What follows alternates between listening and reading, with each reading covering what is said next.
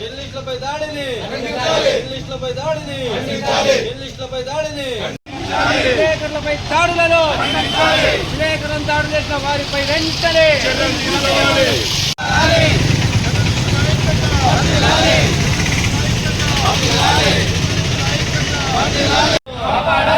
జర్నలిస్టులపై దాడులు జర్నలిస్టులపై దాడులు పత్రికా స్వేచ్ఛను పత్రికా స్వేచ్ఛను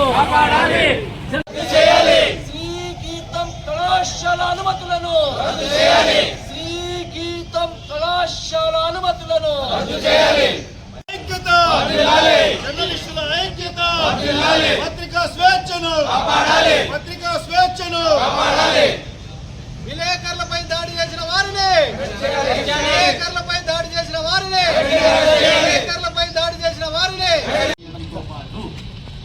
ఎవరైతే దాడులు చేస్తున్నారో వాళ్ళని అరెస్ట్ చేయాలని మన హిందూ కొంచెం వెడల్పు జరగండి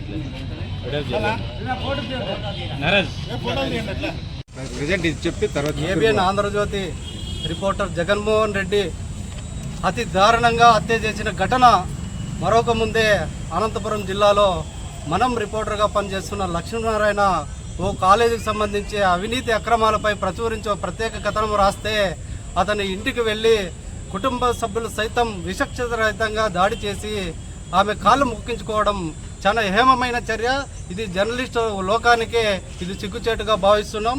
ఇలాంటివి పునరావృతం కాకుండా చూడాల్సిన బాధ్యత ప్రభుత్వం పైన ఉంది. ఇది ముమ్మాటికి ఇది హేమమైన చర్యగా జర్నలిస్టులు మేము పరిగణలోకి తీసుకొని దీన్ని తీవ్రంగా ఖండిస్తున్నాం.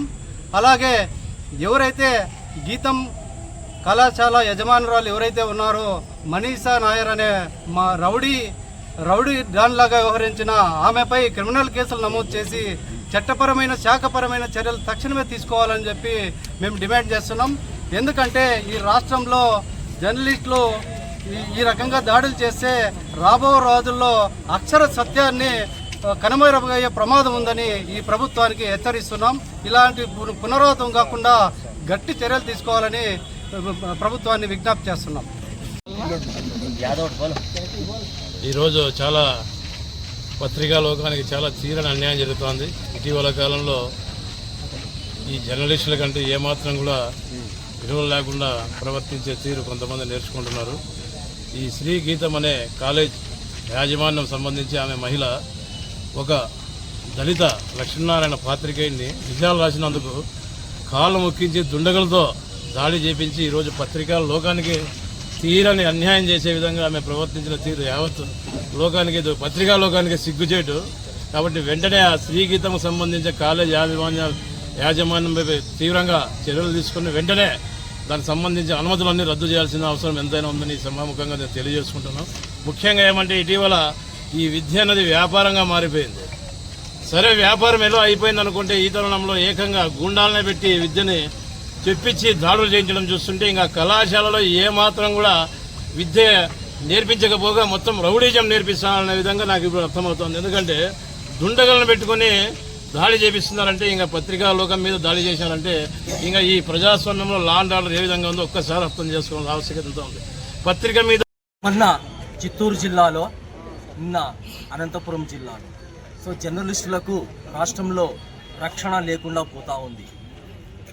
అనంతపురం నగరంలో ఏదైతే శ్రీ గీతం కళాశాల యజమానురాలు మనీషా నాయర్ ఆమెకు వ్యతిరేకంగా మనం పత్రికలో వార్తలు రాసినందుకు ఆమె తన అనుచరులతో ఇంటికి వెళ్ళి లక్ష్మీనారాయణ ఇంటికి వెళ్ళి దాడులు చేయడంతో కాళ్ళు పట్టుకోవడాన్ని ఏపీయూడబ్ల్యూజేఎఫ్ తరఫున తీవ్రంగా ఖండిస్తున్నాము.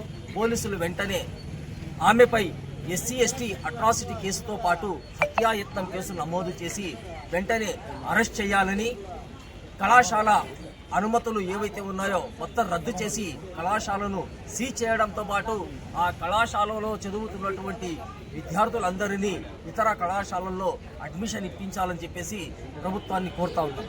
అదేవిధంగా రాష్ట్రంలో అక్షర కార్మికులకు కనీసం రక్షణ లేకుండా పోతా ఉంది. మనకు కొత్త చట్టాలు ఏవి తీసుకురావాల్సిన అవసరం లేదు. ఉన్న చట్టాలను రాష్ట్ర ప్రభుత్వం కఠినంగా అమలు చేసి అక్షర కార్మికులకు రక్షణ కల్పించాలని హిందూపురం ప్రెస్ క్లబ్ తరపున డిమాండ్ చేస్తాం.